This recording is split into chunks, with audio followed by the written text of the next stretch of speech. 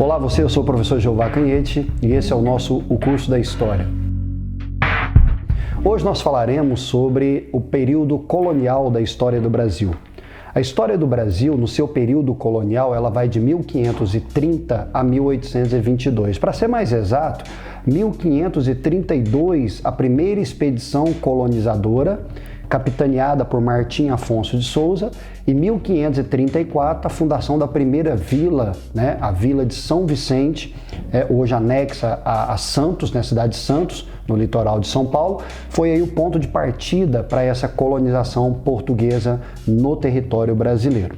No nosso encontro passado, eu falei para você do período pré-colonial, os 30 primeiros anos, desde a descoberta até o início da colonização. Chamei a atenção para alguns aspectos daquele período. Vamos fazer a mesma coisa nesse período colonial. Eu vou destacar para você aqui, afinal de contas, é um período muito cobrado nas provas de história, O período que mais é cobrado é esse período, porque aqui está a origem da sociedade, aqui está a origem das instituições, aqui está a origem, por exemplo, das principais atividades econômicas que marcam o Brasil até hoje, como o agronegócio, por exemplo. Então nós vamos aqui pontuar nesses mais de 300 anos, aproximadamente 300 anos da nossa história, os elementos mais importantes. Tudo bem? Sejam bem-vindos e vamos estudar. Bom, como é que nós vamos organizar o nosso estudo?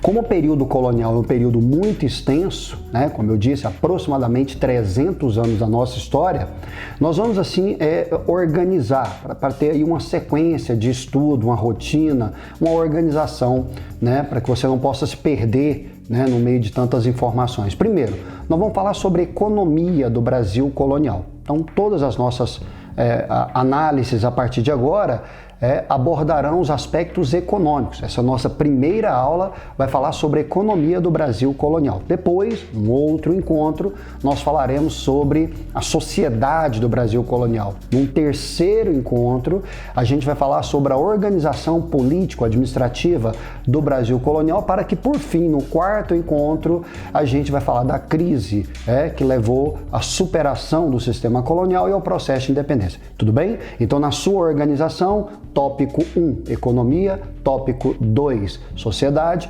tópico 3, sistema político e administrativo, tópico 4, a crise do sistema colonial. Perfeito? Muito bem, então vamos lá. Bom, primeiro, economia.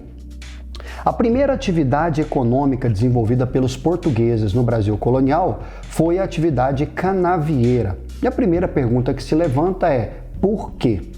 Por que Portugal optou pelo projeto canavieiro? Então temos algumas respostas. Primeiro, condições climáticas favoráveis. O Brasil oferece todas as condições climáticas favoráveis ao plantio da cana. O clima é tropical, a terra é uma terra muito fértil, terra roxa no Nordeste brasileiro, abundância, porque a cana-de-açúcar ela será produzida no sistema de plantation, já a gente fala disso, mas que requer latifúndio, então a gente tem abundância de terra e facilidade de escoamento dessa produção. Nós estamos lidando aqui com um território que tem mais de 8.000 quilômetros de litoral. Tá claro? Então, a primeira condição, aspectos geográficos favoráveis, Não basta eu querer cultivar cana-de-açúcar, eu tenho que ter essas condições, Plantar cana-de-açúcar na Bélgica não vai rolar. O clima é temperado, os invernos são rigorosos, você não tem a abundância de terra disponível como você tem aqui. Legal? Então, esse é o primeiro ponto. Segundo elemento, experiência anterior. Então, quando Portugal opta pelo projeto canavieiro, além dos aspectos geográficos que são considerados, a experiência anterior. O que quer dizer isso? Quer dizer que Portugal já cultivava cana-de-açúcar na costa africana, nas suas possessões, nas ilhas, que eram possessões portuguesas na costa africana. Cabo Verde, Madeira, Açores. Então, o que isso quer dizer? Quer dizer que Portugal já tinha know-how. Portugal já sabia como produzir. Isso é fundamental para você ter êxito nos seus negócios, Fazer algo que você domina, fazer algo que você tem, obviamente, um know-how sobre aquilo. Então, experiência anterior, isso é fundamental. O terceiro e último elemento para a gente avançar, além dos aspectos geográficos favoráveis, além da experiência anterior, a lucratividade internacional. Nós estamos falando aqui da atividade que resultou na maior lucratividade em favor da coroa portuguesa. Nenhuma atividade econômica no Brasil colônia deu mais retorno financeiro para Portugal do que a indústria canavieira. Tá? Então, quando opta por cultivar a cana-de-açúcar no Brasil, né, os portugueses estão fazendo isso sabendo da lucratividade desse produto que chegou a ser apelidado no mercado europeu de ouro branco. Perfeito? Então estão aí os 3 elementos que você pode utilizar para entender essa opção portuguesa pelo projeto canavieiro. Combinado? Muito bem. A cana-de-açúcar no Brasil, a indústria canavieira, a indústria açucareira no Brasil, ela se assentará sobre um sistema de produção que nós chamamos de plantation. A palavra vem do inglês, significa sistema de plantagens. O que caracteriza uma plantation? Pelo menos um tripé que você tem que saber. Primeiro, monocultura. Sistemas de plantation são baseados em monocultura. Então você produz o quê? Cana, cana, cana, cana a perder de vista. Algodão, algodão, algodão, algodão a perder de vista. Soja, soja, soja. Monocultura. O que mais? Segundo elemento, latifúndio. Então é uma produção monocultureira, assentada sobre o latifúndio. Isso explica muita coisa no Brasil, por exemplo. Isso explica a concentração fundiária, isso explica os conflitos no campo, isso explica os impactos ambientais que nós convivemos todos os dias, no Brasil atual, que é uma continuidade desse sistema de plantation. Então eu tenho monocultura, latifúndio e mercado externo. Ou seja, nós temos uma produção direcionada para o mercado externo. Tá? Saiu agora, semana passada, mesmo em meio à pandemia, o Brasil esse ano tem uma produção recorde de soja, uma produção recorde de milho, uma produção recorde de outras oleaginosas e tal. Por quê? Porque isso é direcionado para o mercado internacional, não para o mercado interno. Legal? Então, monocultura, latifúndio e agroexportação. Às vezes paira na cabeça de muitos alunos a dúvida sobre a mão de obra escrava, Aquela pergunta que sempre faz que para que eu tenha uma plantation, eu tenho que ter mão de obra escrava? Não necessariamente. No Brasil colonial, a mão de obra é escrava. Primeiro indígena, depois negra, mas é uma mão de obra escrava. Mas você não precisa ter esse componente, mão de obra escrava, para que você tenha uma plantation. Tanto é que eu citei agora para você soja, milho, oleaginosas, essas safras recordes que estão assentadas na plantation e que utilizam-se de mão de obra livre, tá? O tripé mesmo é monocultura, latifúndio e agroexportação. Esse é o sistema de produção. Muito bem, a unidade de produção. Então, veja bem, o sistema de produção é a plantation, é a grande fazenda produtora. A unidade de produção é o engenho.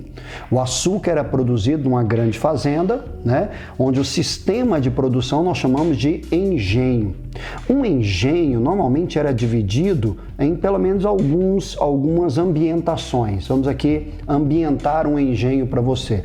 Você tem dentro de um engenho. O engenho é a grande fazenda produtora. No Nordeste brasileiro, no auge da economia canavieira, nós chegamos a ter mais de 300 engenhos de grande porte, fora os de pequeno porte.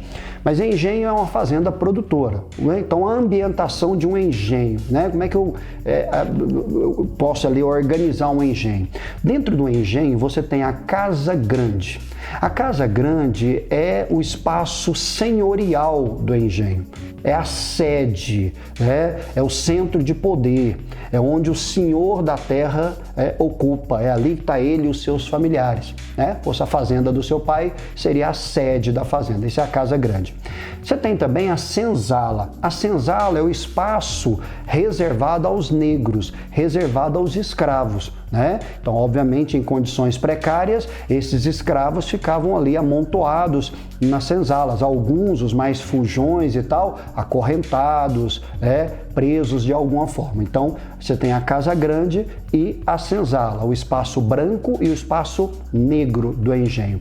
Você tem também o espaço industrial de um engenho. O que é o espaço industrial? É aquele espaço, a chamada casa de máquinas, que é onde você propriamente vai transformar a cana em açúcar.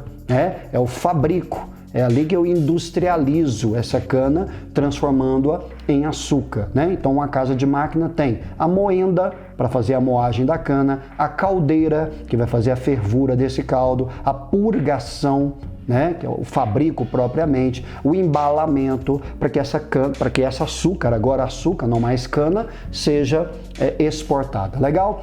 E nos maiores engenhos, além da casa grande, da senzala, da casa de máquinas, você tem também uma capela, que é o espaço religioso do engenho. Essa capela, ela é a presença católica dentro de um engenho. Nesse Brasil colonial, a cruz e a espada andam de mãos dadas, tá? O Estado e a Igreja compartilham aí relações de poderes, baseado numa cumplicidade. A Igreja legitima as ações do Estado, o Estado legitima as ações da Igreja. Legal? Então, casa grande, senzala, casa de máquinas e capela. Normalmente um engenho era assim organizado. Perfeito? Então, até agora eu tenho o sistema de produção, que é a plantation, e a unidade de produção, que é o engenho. Dando continuidade, eu chamo a atenção aqui sobre a mão de obra. Qual era a mão de obra utilizada nessa economia canavieira? A mão de obra, ela é escrava. Lembrando aqui sempre que não é um pressuposto fundamental de uma plantation, mas nesse momento era. A mão de obra era escrava. Durante muito tempo dizia-se, nos livros mais antigos, nos autores aí de bibliografias aí de décadas atrás, aquela ideia de que o índio não foi escravizado porque o índio era preguiçoso, E isso está errado, antropologicamente falando, isso não é correto. Tá? Então você não pode mais utilizar esse argumento de que, primeiro, o índio não foi escravizado. Foi sim, sistematicamente escravizado. A escravização indígena, ela era uma prática corriqueira e ela era inclusive legal até por volta de 1680, quando aí sim você tem um decreto da coroa pelo lobby da Igreja Católica, você tem um decreto da coroa proibindo a escravização indígena. Mas veja, 1680 é 150 anos depois do início da colonização. Então o índio foi sim escravizado, tá? Beleza? O que nós teremos, e isso sim é verdadeiro, é a substituição da escravidão indígena pela escravidão negra, pelo negro trazido via tráfico negreiro do continente africano. Tá? E isso não tem nada a ver com a ideia do índio preguiçoso ou um outro argumento que se utilizou foi a do negro passivo. Nenhum dos dois argumentos são verdadeiros. Dizer que o índio é preguiçoso é antropologicamente incorreto. Porque o índio não era preguiçoso, o índio não era capitalista, o índio não tinha uso mercadológico da terra. O índio tinha uma relação, tinha e tem, a maioria das tribos ainda, uma relação pragmática com a terra. Então ele precisa caçar, ele caça. Ele não precisa, ele não caça. Ele precisa pescar, ele pesca, ele não precisa, ele não pesca. Então ele tem uma relação pragmática, uma relação objetiva, uma relação inclusive de equilíbrio. Por isso que é muito mais sustentável você ter numa floresta como a Amazônia, para a própria proteção da floresta, comunidades indígenas. Preservar comunidades indígenas é, por extensão, preservar a própria floresta, dada essa relação que o índio tem de equilíbrio. E isso não tem a ver com preguiça, até porque preguiça é um conceito que não cabe na configuração do índio, porque preguiça só faz sentido em relação a trabalho, e nenhum desses dois conceitos, da forma como o homem branco imagina, pode ser aplicado ao índio, perfeito? Mas a questão é, índio preguiçoso, acabamos de falar sobre isso, negro passivo, é outro argumento completamente equivocado, Dizer que o negro foi escravizado porque ele era passivo. Eu já ouvi argumentos aí na minha trajetória de sala de aula de que o negro foi escravizado porque ele era acostumado com a escravidão. Não cabe, velho? Pensa bem, coloca para funcionar aí, Ninguém, em nenhum momento histórico, ninguém se conformou com a escravidão. A escravidão não é uma invenção da modernidade. A escravidão existe desde que as primeiras civilizações surgiram. Todo mundo grego e muito antes do mundo grego, a escravidão era o alicerce daquelas sociedades do passado, da antiguidade. E desde que há escravidão, há resistência à escravidão. Então dizer que o negro aceitava a escravidão, era passivo em relação a ela, não cabe. É um argumento que, do ponto de vista acadêmico, que é o espaço que você quer acessar, não cabe. O negro passivo também não é um argumento correto, porque o passivo, qual é a condição do passivo? É a não reação.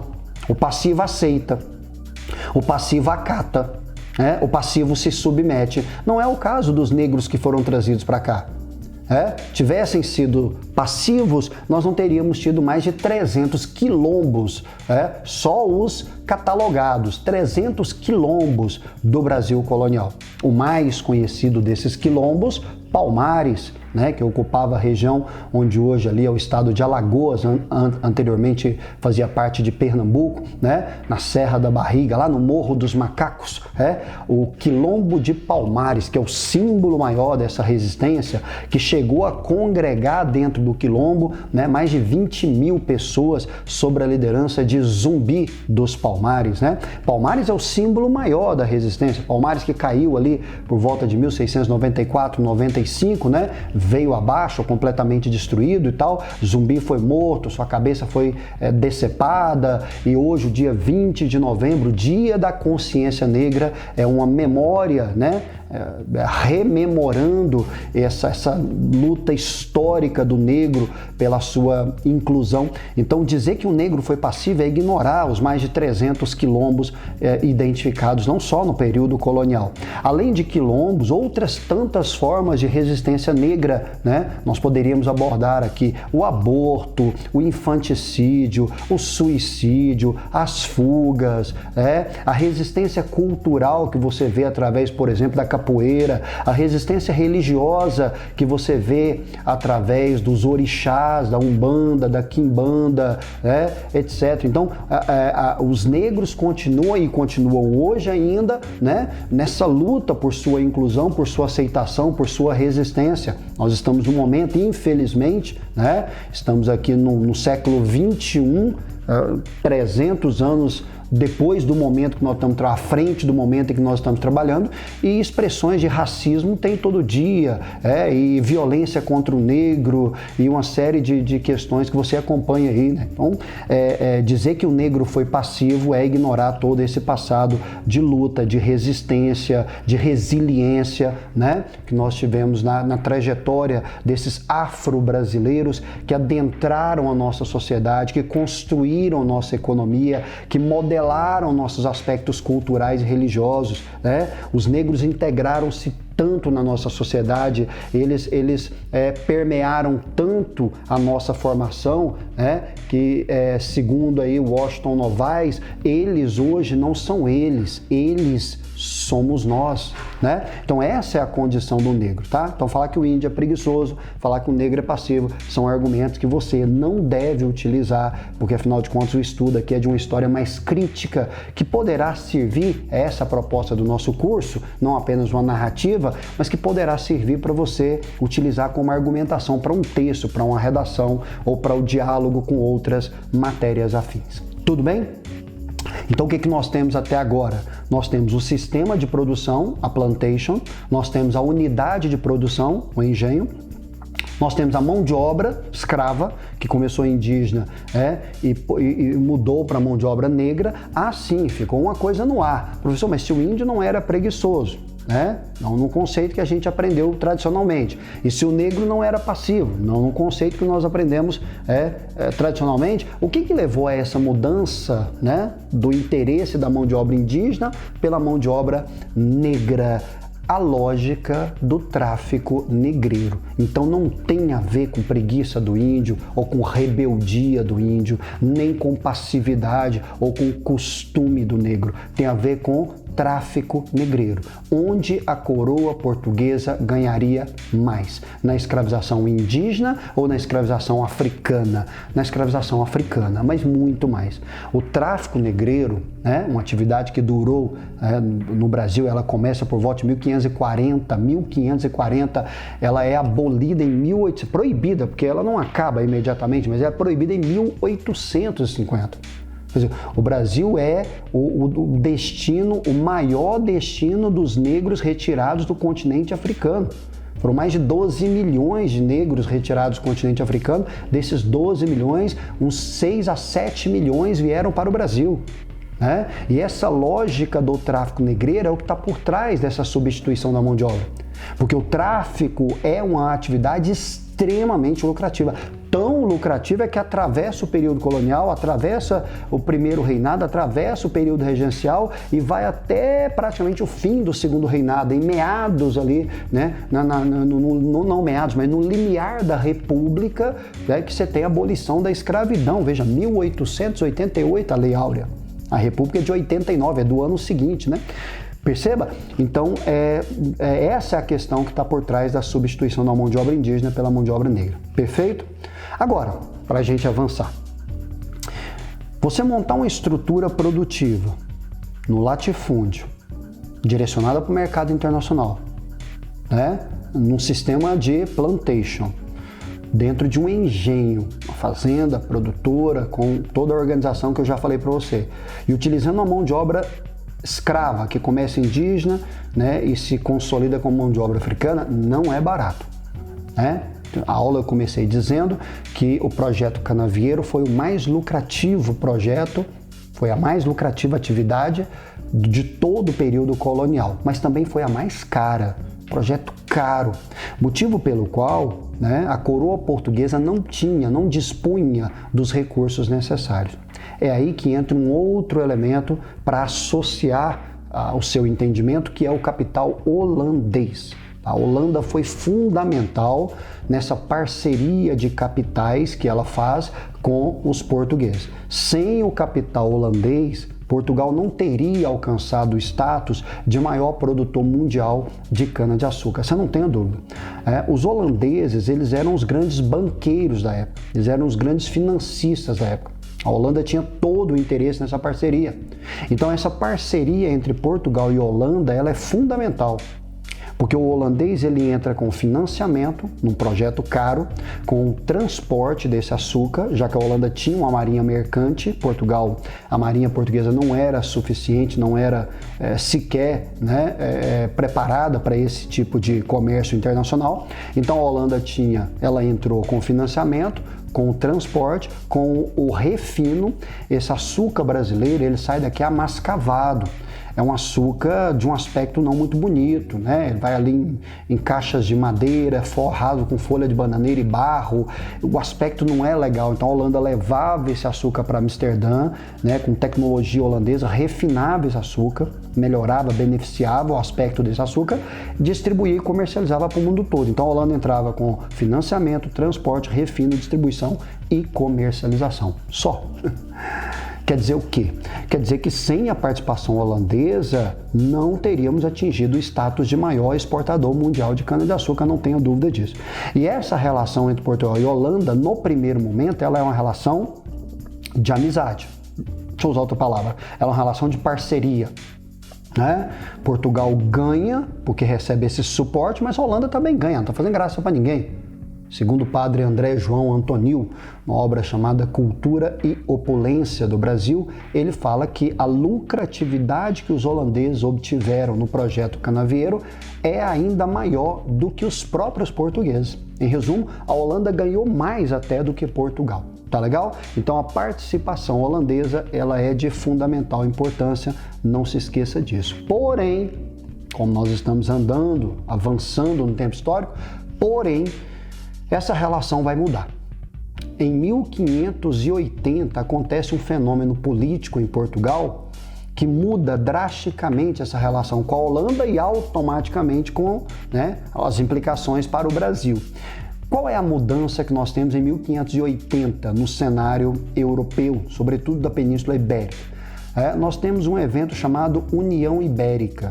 Em 1578, o último rei da dinastia de Avis, em Portugal, né, que é o rei Dom Sebastião, ele organizou uma expedição militar religiosa ao norte da África, especificamente ao Marrocos, e lá nessa expedição, Dom Sebastião, que era um rei muito jovem, Dom Sebastião sumiu, 1578, sumiu, escafedeu-se, né? Ninguém sabe o que foi feito de Dom Sebastião, se ele morreu em combate, se ele foi feito prisioneiro, ele sumiu. Nós estamos falando aqui de um personagem que sumiu. É tão verdade essa ideia de Dom Sebastião ter desaparecido, assim, sem deixar rastros, que isso acabou alimentando no imaginário religioso, folclórico, coletivo de muitos portugueses e, por extensão, de muitos brasileiros, um movimento chamado sebastianismo.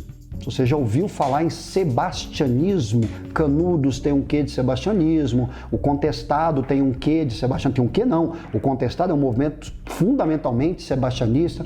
Então, sebastianismo é um fenômeno, virou um fenômeno folclórico, religioso, até de certa forma mitológico, na crença de que um dia Dom Sebastião iria voltar. As pessoas acreditam nisso até hoje em algumas regiões de Portugal, né? É o messianismo. Aquela ideia, você troca messianismo, que seria o retorno do Messias, por sebastianismo, que seria o retorno de Dom Sebastião. Fato é que Dom Sebastião sumiu em 1578, sumiu, desapareceu. E com o sumiço dele, um tio já de idade avançada assumiu temporariamente o trono em Portugal e morreu 2 anos depois. Então, em 1580, o trono português não tem um herdeiro da família de Avis.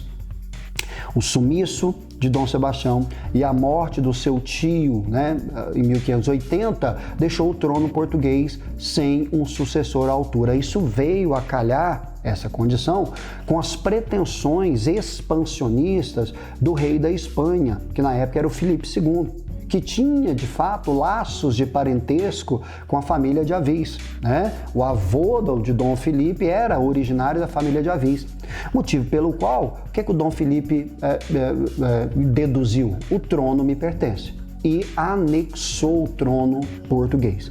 Então, entre 1580 e 1640, são 60 anos aí, Portugal foi domínio da Espanha.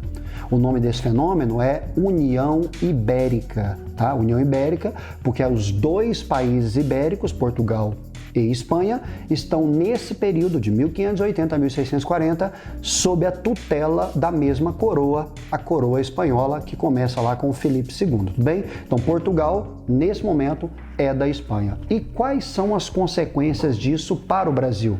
Primeiro, se Portugal é da Espanha, né, foi anexado pelo trono espanhol, o Brasil é de quem? É da Espanha, claro. Então, por exemplo, aquela linha de Tordesilhas que você estuda lá no início do ano, seu professor de História do Brasil, né, que separou o que era português a leste e o que era espanhol a oeste, aquela linha perdeu efeito. Muito embora ela só de fato vai deixar de existir em 1750, com a assinatura do Tratado de Madrid, mas efeito mesmo perdeu. Porque agora o que era português é espanhol, então o Brasil agora é espanhol. Então a linha de Tordesilhas está separando o quê? O que é espanhol do que é espanhol. Então isso aumentou a penetração no território brasileiro e isso levou à segunda e mais importante consequência, que são as invasões holandesas no Nordeste brasileiro. Porque agora há pouco eu falei para você que a Holanda era o parceiro de Portugal. Os holandeses ganhavam muito ao investir, ao financiar, ao transportar, ao refinar, ao distribuir, ao comercializar o açúcar brasileiro, Pois o Brasil agora é espanhol. E a relação de Holanda com Espanha não são nem próximas de serem amigáveis. Se por um lado Holanda e Portugal eram parceiros, Holanda e Espanha são adversários, por várias razões. A Holanda era domínio espanhol. Então, para a Holanda se tornar um país independente, ela teve que se livrar da Espanha. Os holandeses disputavam com os espanhóis a hegemonia do comércio internacional através dos mares. São as 2 grandes potências navais dessa época. A Holanda é um país protestante, a Espanha é um país católico, então uma série de divergências entre eles. Motivo pelo qual, com o Brasil espanhol, fruto da União Ibérica, A Holanda, que tinha investimentos no Brasil, não reconhece esse domínio espanhol e invade o Nordeste brasileiro. Aí, olha só, o Brasil que era português, que na União Ibérica se tornou espanhol, vai se tornar agora holandês. Tá? Então você tem um período de ocupação holandesa no Nordeste brasileiro, o chamado Brasil holandês. O Brasil holandês, turma, durou de 1630 a 1654. São só 24 anos de presença holandesa, de dominação holandesa. E outra coisa, o Brasil holandês está circunscrito ao Nordeste. Tá? Basicamente, a Holanda não tem nenhum outro interesse no Brasil senão os negócios de açúcar. Tá? Então, nesses 24 anos de dominação holandesa, nós estamos falando de dominação do Nordeste, o Brasil holandês. Muito bem. Num primeiro momento, quando os holandeses ocuparam o Nordeste brasileiro, os luso-brasileiros não aceitaram essa ocupação. Os senhores de engenho não aceitaram. E nós tivemos confronto com os holandeses. Nós tivemos ali conflitos entre, de um lado, senhores de engenho luso-brasileiros e, de outro lado, os holandeses interessados em dominar as regiões açucareiras. Claro, então, o primeiro momento dessa relação foi conflituosa. Nesse primeiro momento, aí eu destaco a figura de um personagem chamado Domingos Fernandes Calabar. Ele vai aparecer, quando aparecer, só com o último nome dele, Calabar. O Calabar, ele é um brasileiro que nesse confronto aí entre brasileiros, luso-brasileiros e holandeses, ele apoiará os holandeses, ele fica do lado dos holandeses, ele se vendeu aos holandeses. Tá? Por isso mesmo, o Calabar entra para a narrativa, para a historiografia tradicional brasileira como traidor do país, né? Porque sendo brasileiro, ele lutará ao lado dos holandeses, tanto que quando ele foi capturado, ele foi impiedosamente torturado e morto, né? Enfim, porque é tido como traidor. E as informações dadas pelo Calabar, que conhecia muito bem a região, foram fundamentais para o êxito dos holandeses em ocupar o Nordeste brasileiro. Perfeito? Então, no primeiro momento, o confronto. Nesse confronto, onde o Calabar aparece como uma figura central, os holandeses ocuparão principalmente o Recife. O quartel-general dos holandeses no Brasil é o estado de Pernambuco, em Recife e em Olinda, né? Eles criaram Olinda, inclusive. Então, o Brasil holandês é no Nordeste e o quartel-general desses holandeses é o Recife. A capital era Salvador, eles não conseguiram tomar a Bahia, então se estabeleceram no Recife. Aí vem um segundo momento dessa dominação holandesa, onde a relação que era conflituosa com os colonos, uma relação de choque, onde os colonos destruíram a produção, tacaram fogo, destruíram os engenhos, facilitaram a fuga de escravos, praticaram a chamada terra arrasada. Aquele velho raciocínio, não é meu, mas também não será seu, isso aconteceu. Então os holandeses venceram esses confrontos, mas eles encontram terra arrasada. Esse é o momento, inclusive, que o Quilombo de Palmares tem um maior número de escravos, porque as fugas foram facilitadas, inclusive. Bom, nesse segundo momento, os holandeses mandam para cá, porque de nada adiantava aos holandeses dominar uma região de terra arrasada. Eles só estão aqui por causa da lucratividade do açúcar. Então eles mandam para cá um administrador fantástico, um sujeito que é o divisor de águas, chamado João Maurício de Nassau. Esse cara é espetacular. Esse holandês, esse príncipe holandês, o príncipe não era um título de nobre mesmo, não era a forma como ele era tratado. O Maurício Nassau é um dos maiores, se não o maior administrador que já pisou o solo brasileiro em todos os tempos. Eu sou meio suspeito para falar do Maurício de Nassau, porque eu tenho uma profunda admiração pela gestão do Maurício de Nassau, mesmo não sendo ele brasileiro e mesmo não atuando necessariamente em favor do Brasil. Nassau está aqui a serviço da Holanda. Mas ele consegue uma coisa fantástica. Ele vem para cá, se estabelece ali no Recife e ele consegue refazer a relação com os colonos. O Nassau teve uma habilidade fantástica de transformar o confronto em parceria. Ele retoma a produtividade açucareira, mas ele eleva essa produtividade ao topo. É o momento de maior produção canavieira e automaticamente açucareira da história do Brasil colonial. Foi quando o Nassau por aqui estava. E o que ele fez, hein, professor, para a gente já nos preparar para o final aqui desse nosso primeiro encontro? O que ele fez? Qual foi a mágica do Maurício de Nassau? Cara, ele conseguiu transformar o confronto em parceria utilizando recursos da chamada Companhia das Índias Ocidentais, WIC, West Indian Company. A Companhia das Índias Ocidentais é uma companhia de comércio holandesa, com dinheiro de banqueiro holandês, e que foi criada, veja a importância, né, do açúcar, foi criada especificamente para os negócios de açúcar aqui no Brasil. E quem gerencia esses recursos é o Maurício Nassau. E aí ele, inteligentemente, o que faz? Ele pega os recursos dos banqueiros da Companhia das Índias e subsidia os produtores de engenho.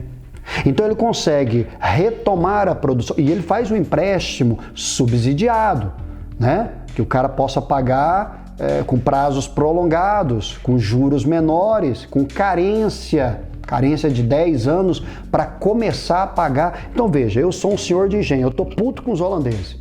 Mas aí me aparece um cara e fala, velho, vamos retomar a produção, porque do jeito que tá não serve nem para mim nem para você. Tá, mas qual é a proposta? Eu vou te arrumar a grana para você voltar a produzir. E tudo que você produzir, eu me comprometo a comprar. Ah, a proposta é boa, mas eu não tenho como produzir. Não, eu vou te financiar. Não, mas eu não tenho como te pagar. Não, mas você vai ter 10 anos para começar a me pagar. E quais são os juros? Os menores que você já pagou. E qual é o prazo de pagar? Os maiores? Não tem como. Então ele conseguiu quebrar aquilo que era resistência e transformar em parceria. Foi de uma habilidade. Mas ele tinha dinheiro na mão. Não, mas o fato de você ter dinheiro na mão por si só, ter recurso na mão, não faz de você um bom gestor. Vídeo que nós estamos acompanhando o país atualmente. Mas o fato é, o Nassau tem essa capacidade. E outra coisa, o Nassau promoveu grandes reformas urbanas. Foi ele que fundou Olinda, iluminou o Recife, fez calçamento, saneamento, ele tinha uma noção de gestão pública fantástica, o cara tinha preocupação ambiental. Maurício Nassau tinha preocupação ambiental, ele decretou leis de proteção ambiental. Entenda que o ano é 1647, 1650. Outra coisa muito interessante do Maurício Nassau é a tolerância religiosa. Ele, por si mesmo, era protestante, né? O Brasil é um país católico, mas mesmo ele sendo protestante e os protestantes sofrendo uma série de perseguição de católicos na Europa, ele não faz aqui uma retaliação. Se você andasse no Brasil de Maurício de Nassau, nas ruas do Recife ou de Olinda, você ia encontrar protestantes, católicos, judeus, muçulmanos, gente do mundo todo transitando tranquilamente. Então, o Maurício Nassau é um divisor de águas. Agora, não agradava a todo mundo, é sempre assim, né? Os banqueiros holandeses achavam que a gestão dele custava mais do que devia custar, né? De que se fosse um outro gestor, o lucro seria maior. Resultado, substituíram o Maurício Nassau. E aí, é claro, nós entramos na terceira e última fase. Substituir o Nassau foi um péssimo negócio, né? Porque o Nassau é o Nassau. Os banqueiros achavam que um outro poderia gerar mais lucro, não é o caso.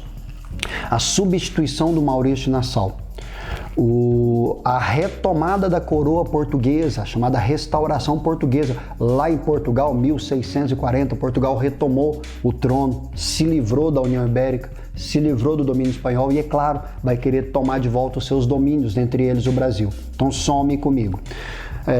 Faça a somatória aqui. Maurício Nassau, né, foi substituído, Portugal retomou o seu trono e vai querer retomar o seu império.